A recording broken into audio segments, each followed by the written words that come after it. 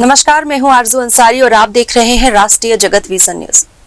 जम्मू कश्मीर के पहलगाम में हुए आतंकी हमले में रायपुर निवासी कारोबारी दिनेश मीरानिया की गोली लगने से मौत हो गई। वह अपने परिवार के साथ गर्मी की छुट्टियां मनाने के लिए पहलगाम गए हुए थे। हमले के दौरान घायल होने के बाद उन्हें स्थानीय अस्पताल ले जाया गया, जहां इलाज के दौरान उन्होंने दम तोड़ दिया। रायपुर कलेक्टर गौरव सिंह ने इस दुखद घटना की पुष्टि की है। दिनेश मीरानिया अपनी पत्नी और 2 बच्चों के साथ यात्रा पर थे। बताया जा रहा है कि आतंकियों ने धर्म और नाम पूछकर उन्हें निशाना बनाया। उनके रिश्तेदार अमर बंसल ने बताया कि जिस तरह से यह हमला किया गया है, वह साफ तौर पर भारत को डराने और अशांति फैलाने की साजिश है, जो कभी कामयाब नहीं होगी। उनका कहना है कि यह हमला पाकिस्तान के इशारे पर किया गया है। इस दुखद घटना की जानकारी मिलते ही दिनेश मीरानिया के रायपुर स्थित घर पर सन्नाटा छा गया है।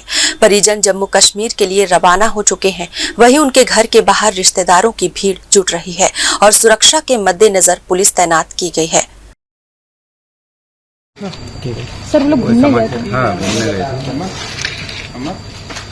वहाँ पे कोई भागवत हो रही थी, उसके ससुराल पड़ती थी, वहाँ पे गए थे। वहाँ से फिर घूमने गए थे। जी, आपको सूचना सौर्य ने दी? सूचना समाचार से मिला था, फिर सौर्य से बात हुआ। अभी क्या जानकारी मिल रही है?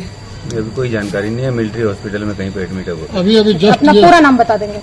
मुकेश अग्रवाल। अभी जस्ट ये समाचार पत्र के माध्यम से आया है, उनकी मौत हो गई। वहीं छत्तीसगढ़ के मुख्यमंत्री विष्णुदेव साय ने इस हमले की निंदा करते हुए सोशल मीडिया प्लेटफॉर्म एक्स पर संवेदनाएं व्यक्त की है।